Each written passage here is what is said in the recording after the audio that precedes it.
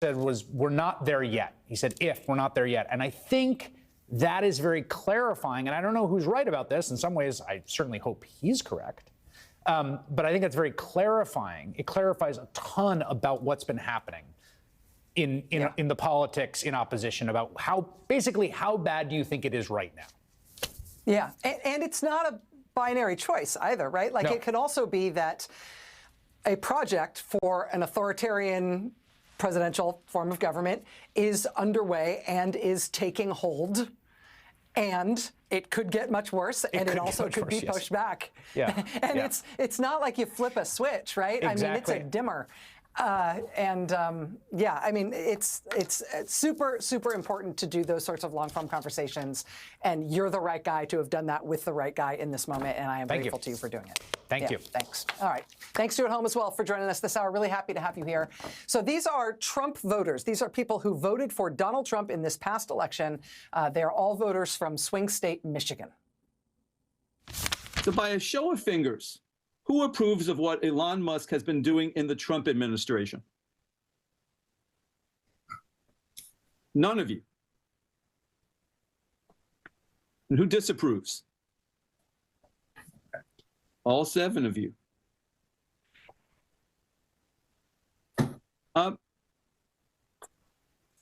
Cheryl, tell me why you disapprove of what Musk is doing. Because he wasn't elected to do anything. Like, I don't understand his position. It's a made-up position that they made, department or whatever. And he's been going through with a sledgehammer, just actually dismantling everything with the approval of Trump. So I'm almost at the point where, did he actually buy the election to do what he wanted to do? Like, who's running our country? He was even in the Oval Office during a meeting with his kid on his neck. Like, what? I feel like we are a reality show. America is. It's awful. It's awful. And these are all Trump voters. This is an Engageous focus group done with Trump voters this past week in Michigan. So someone listening to you folks might say, he was president for 4 years.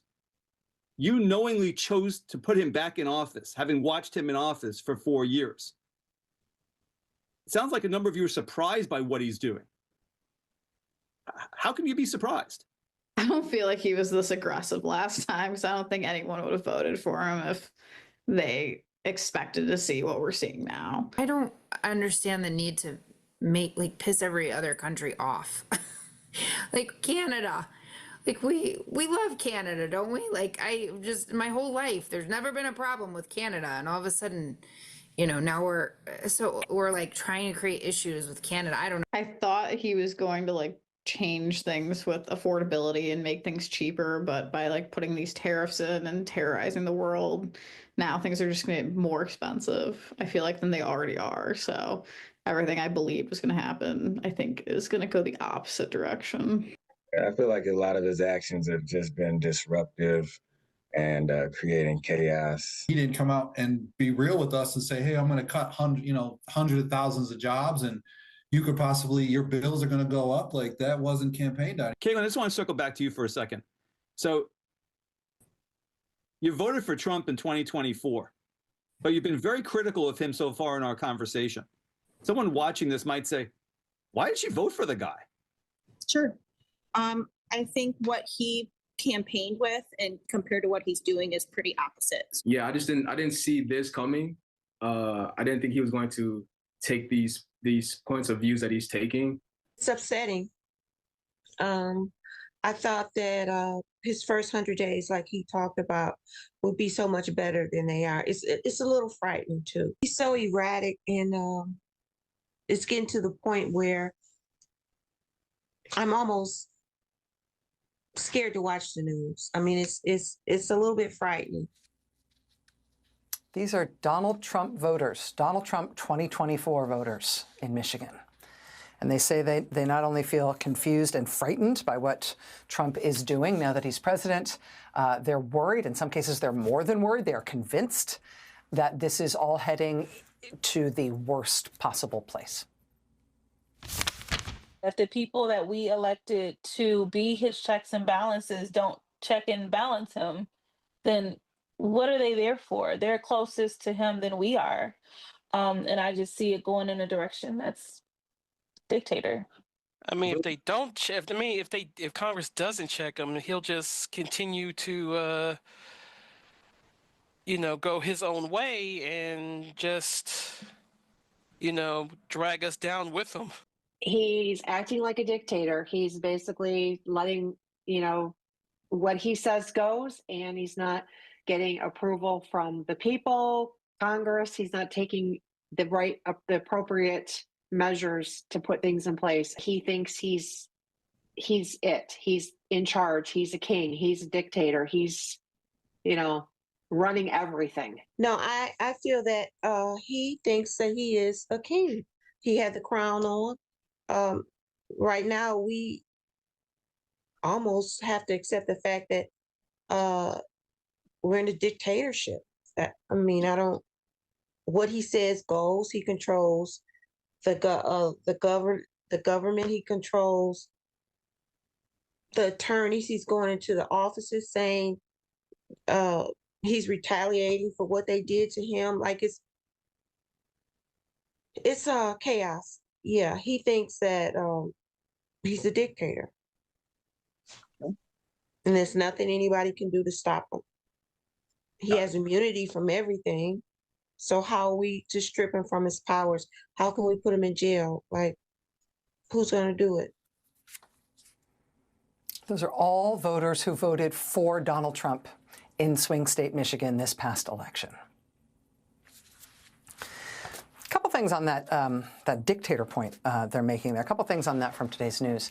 Today was yet another really, really bad day for Donald Trump in court. Today, 24,000 people who Trump has fired from federal government jobs got reinstated, thanks to a court order from a federal judge in Maryland. This is the lawsuit that was brought by 20 Democratic attorneys general in 19 states and Washington, D.C. This judge's order today forces the reinstatement of, again, 24,000 people that Trump has fired from 18 different agencies. The Education Department, the FDIC, which is the agency that provides insurance so your bank deposits are insured and you don't have to worry about them going away if you put your money in a bank. They're going after FDIC, too. Yes, they are. The Commerce Department, Health and Human Services, Energy Department, the VA, Interior Department, Labor Department, USDA, General Services Administration, the Small Business Administration, the Transportation Department, the Treasury, the EPA, the Consumer Financial Protection Bureau, USAID. Again, 24,000 employees fired by the Trump administration from those entities, reinstated by that court ruling today. And speaking of USAID, additionally, on top of that ruling where USAID employees are reinstated by court order along with all those other agencies, a standalone blockbuster ruling from another federal judge today specifically ordering the Trump administration to reconstitute USAID and stop their efforts to shut it down, even to let them back into their building. The judge in this case said that the shutdown of USAID, quote, likely violated the United States Constitution in multiple ways. And in his very short two-page order today, he ordered that the Trump administration must reopen USAID. This is from the order. This is interesting. Quote, for purposes of the order, defendants refers to Elon Musk in his official capacity, the United States DOGE service, and their officers, agents, servants, employees, and attorneys. Also, all individuals who at any time since the inauguration have served in the role of DOGE team member or DOGE leader, regardless of the formal personnel status of that individual. So the defendants here, everybody associated with Elon Musk and DOGE. And those defendants are, quote, enjoined as follows. Defendant shall reinstate access to email, payment, security notification, and all other electronic systems, including restoring deleted emails for all current USAID employees and contractors, whether in active status or on administrative leave, meaning for all the people they've tried to force out of the agency too, they need to be reinstated. They get all their emails back. They get all their systems back. Defendant shall provide written confirmation to the court that this requirement has been satisfied within 7 days of the date of this order. Also, defendants shall not take any action or engage in any work relating to the shutdown of USAID, including placing employees on administrative leave, employee terminations, reductions in force, contract terminations related to any USAID employees or contractors. There can be no termination of USAID contracts or grants, no closures of USAID buildings or bureaus or offices, no permanent shutdowns or terminations of any USAID IT systems. Within 14 days, defendants shall submit to this court a written agreement among all necessary parties that ensures that USAID will be able to reoccupy its building, will be able to reoccupy USAID headquarters at the Ronald Reagan Building in Washington, D.C. So they all get their jobs back. They get back in the building, they get all their emails back, and all electronic systems related to the operations of that agency, including all contracts and everything that applies both to employees and contractors. You need to stand that agency back up. Because what you have done to shut it down thus far, quote, likely violated the U.S. Constitution in multiple ways. Now, this, of course, will be appealed. This will not be the final word. You know, even if Trump and his top campaign donor, Elon Musk, continue to lose this badly in court on this case, there's no telling how they'll try to finagle their way out of it anyway. But, you know, thinking about the dimmer switch between democracy and dictatorship, the courts here are drawing a line. And for all, you know, Trump and Musk's sadistic glee about calling these people who work for the U.S. government criminals and, you know, removing their name from the building, and Elon Musk giggling and talking about putting it in a wood chipper, for all of their glee and sadism about this stuff, they're losing. They're losing under U.S. law.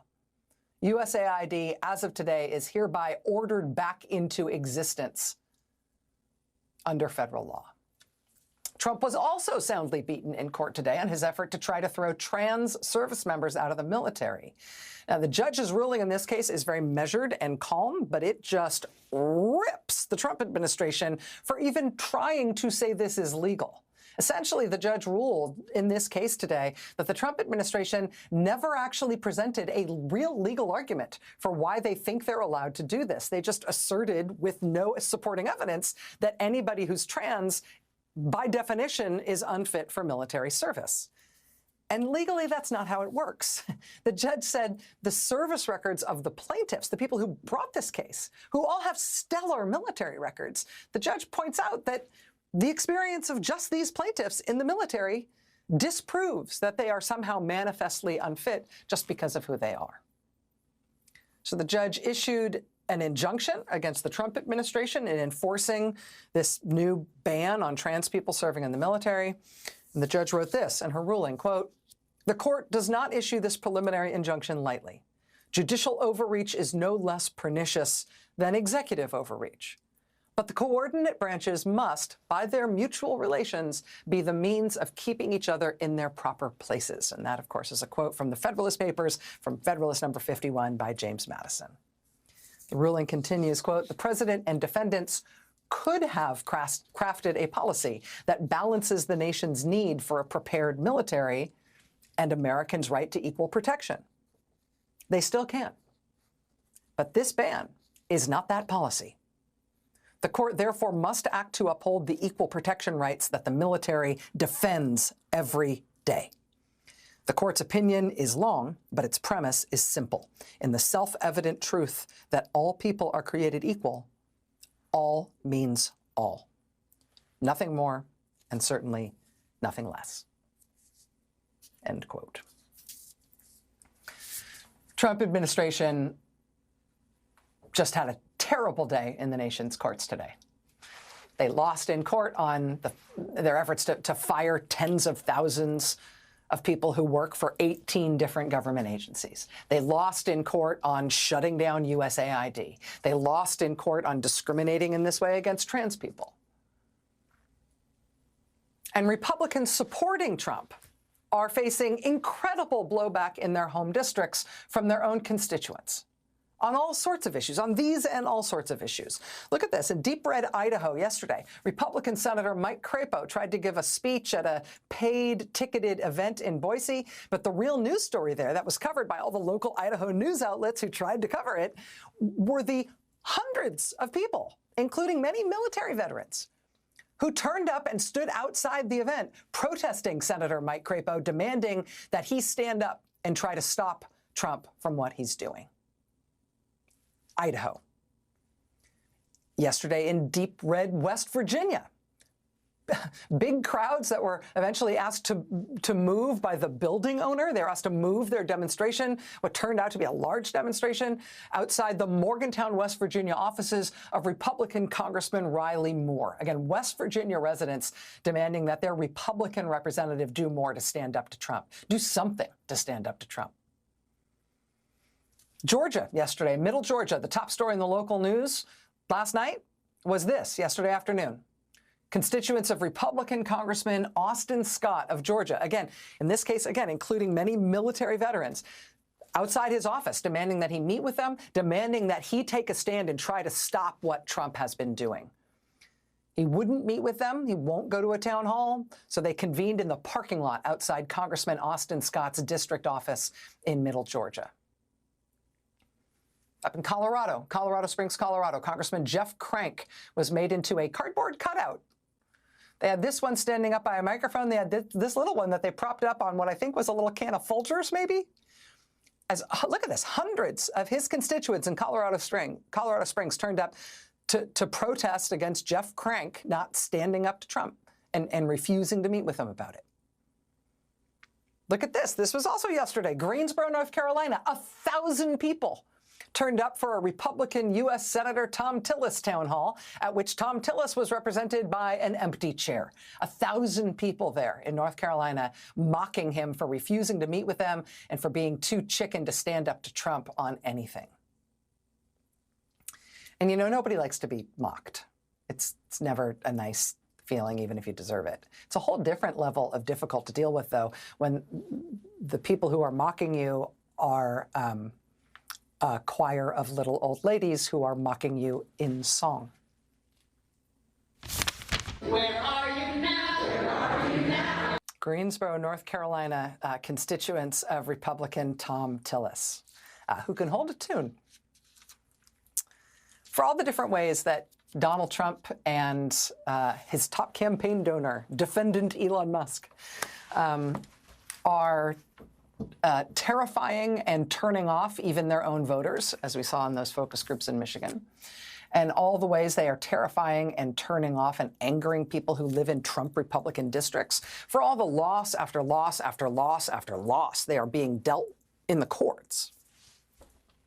There's one other element of what's going on with Trump that I want to point out here as a matter of, I just think this needs to be factored in more regularly when we talk about the public reaction to Trump, when we talk about public opinion of what he's doing. Because there is one thing about his presidency that, I mean, for all of the other unpopular and failing things about this young presidency, there's one thing about this presidency that is just unprecedented in how radically out of step it is with the American people. There's such a difference between what Trump wants and what the American people want on one particular issue that I actually think it is not sustainable in normal small d democratic terms. So I want to put this, I want to stick a pin in this because I think this is important now and it's going to get more important as things get weirder and weirder. This is from the NBC News poll that just came out yesterday. Americans were asked, in the war between Russia and Ukraine, with which of those countries do you sympathize more? Ukraine, 61% of Americans said, I sympathize more with Ukraine. Russia, the proportion of Americans who say, I sympathize more with Russia is 2%. 2% sympathize with Russia. Americans are asked, okay, well, that's where your sympathies are. Where do you believe the president's sympathies are? Where do you think Trump's sympathies are? Ukraine, 8%. Russia, 49%. Overall, Trump is underwater by minus 13 points on his handling of the war between Russia and Ukraine. significant majority of the public thinks that he is wrong in his handling of the Russia-Ukraine war. Americans asked specifically, hey, what's your idea, what's your view on Russia? The proportion of Americans who view Russia positively right now is 6%. The proportion of Americans who view Russia negatively is 68%. How about Vladimir Putin, the guy? How about himself? The proportion of Americans who have a positive view of Vladimir Putin is 3%. The proportion of Americans who have a negative view of Vladimir Putin is 84%. Okay? So the American view on this is very clear. And the American people are very aware of how different Trump's view is to their own. All right? And this is, it's a statistical oddity. I'm not sure there's ever been anything like this before in presidential politics. But this is part of what the Trump presidency means. And it accounts for some of the weirdest stuff in it. I mean, today, in the midst of all the other chaos that he is wreaking in our own government, right? They're today amid the news that they really are apparently going to go ahead with this change at Social Security. They're going to force 80,000 retired and disabled Americans every week to physically go in person to Social Security offices that they are also shutting down and firing people from by the thousands, as they announced today that they really are going to do that. There today amid the disaster scene at FDA headquarters, where they told 10,000 people to show up at an office that has 6,000 parking places with no chairs or offices for most of them. And that's how they're going to run the FDA now. There today amid the news that they've just, fired hundreds of dam operators and engineers who operate the hydroelectric dams in 17 Western states. Accidentally fired all the people who keep the lights on and keep the dams safe there. I mean, there today, amid that sort of daily litany of that kind of wreckage, there's Donald Trump, twirling his hair and spending 2 hours on the phone with his bestie, Vladimir Putin. 2 hours on the phone, more than 2 hours on the phone, talking to his friend, Vladimir Putin, who has, again, a 3% approval rating with the American people, because the American people know who he is. But for Donald Trump, there is nothing Vladimir Putin has done that is wrong. There is nothing Putin has done that he disagrees with. And there is nothing Putin has asked of him that he has not given and more. I mean, literally, as soon as he got off the phone today, we got word via NBC News that Trump now would like the United States to give up its military leadership role in NATO. The American military command of NATO has been in force since Eisenhower. Trump's going to give it up. It's weird, right? He didn't campaign on that. So many of the weirdest things about the Trump presidency, and a Trump presidency that is deeply dissatisfying even to people who voted for him, right? For a Trump presidency where he's underwater on almost everything he's doing. For a Trump presidency where he's more deeply underwater on his signature issue of the economy than he's ever been in his entire life in public office. In a Trump presidency where he loses more times in court on a single day than most presidents lose in court in a term. The weirdest stuff that Donald Trump is doing seems to relate to his relationship with and affinity for a foreign dictator for whom the American people give approval ratings of 3%. I mean, Trump is now talking, he's now said multiple times in public, that our border with Canada is an artificial boundary. That's how he's described it, an artificial boundary. What is that? Where is that from? Well, that is the way that Vladimir Putin talks about Ukraine. It's not the way any American has ever talked about North America ever before, but Trump now talks about Canada the way Putin talks about Ukraine. I mean, as you heard those Trump voters lament at the top of the show, Trump is doing all this stuff he never campaigned on. He is talking about a U.S. military invasion into Mexico. He is talking about a U.S. annexation of Canada. He is talking about the United States going to war with Denmark, which means NATO, in order to seize Greenland. He has talked about wanting to seize Gaza. He has talked about wanting to seize Panama and has ordered the Pentagon to develop war plans for U.S. troops invading Panama. Where did all this come from? I mean, for all the stuff he's doing, at least a lot of it was in the campaign. Maybe people didn't believe him. You heard those Trump voters there saying, I didn't know he'd actually do it. But this is stuff he didn't talk about at his rallies. He didn't publish tweets about this stuff. He didn't air ads about it. He didn't campaign on it. You didn't hear Panama and Greenland and Canada in the campaign, did you? But it's apparently what he is planning on doing now that he is in office, while he is talking frequently and at exorbitant length with his friend Vladimir Putin, who the American people approve of at a rate of 3%. I think this has to be a bigger part of what we think of when we think about the American public's reaction to the Trump presidency and American public opinion about Trump's behavior. When that NBC poll came out this week, pollster Jeff Horwit of Hart Research Associates, who conducted that poll along with a Republican pollster, Bill McInturff of Public Opinion Strategies, he said this about those Putin and Russia numbers and how differently the American people perceive Russia and how they believe their president perceives Russia.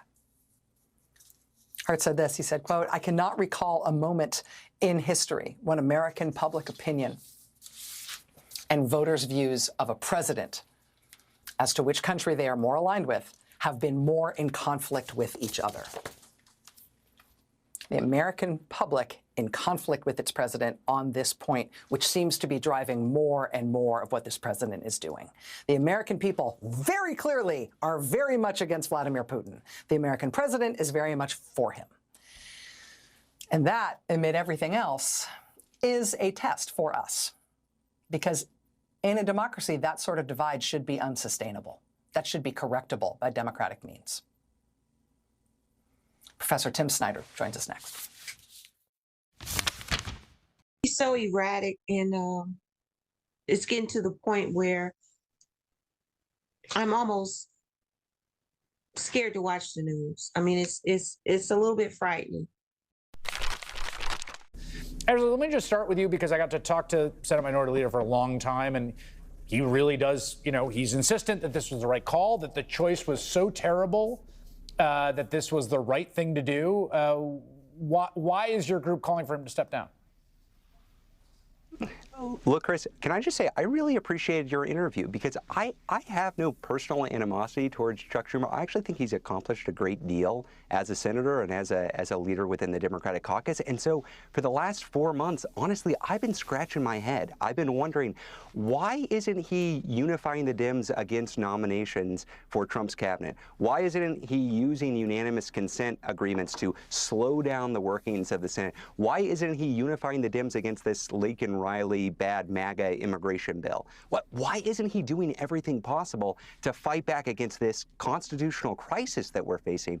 And your interview is the first time I've actually gotten a clear answer to that. And it's because he doesn't believe it's yet a constitutional crisis. Yes.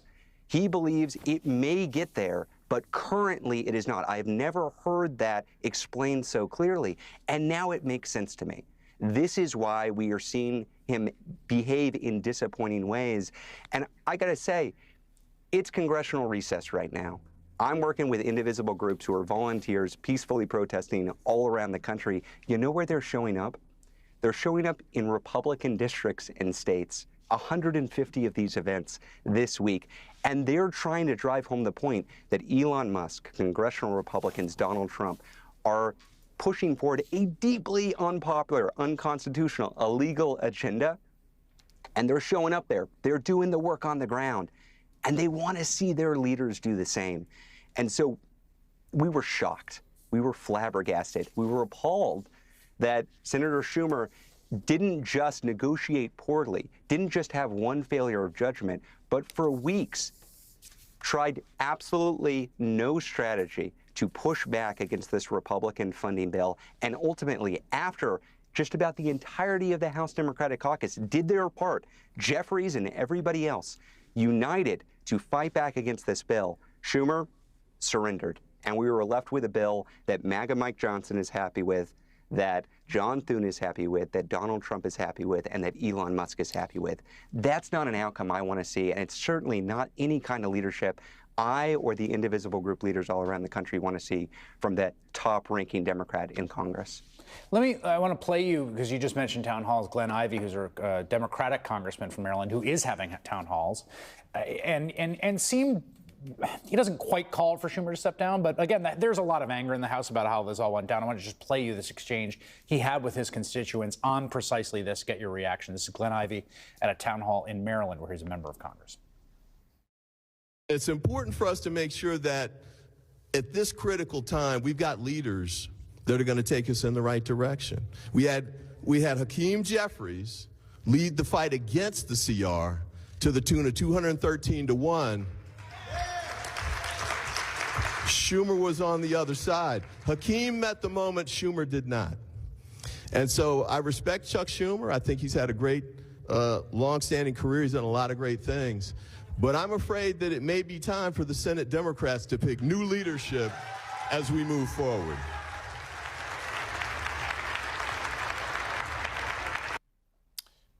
What do you say to people who say the sort of folks like in your group or the people in the town hall are just a very small fraction of the Democratic base?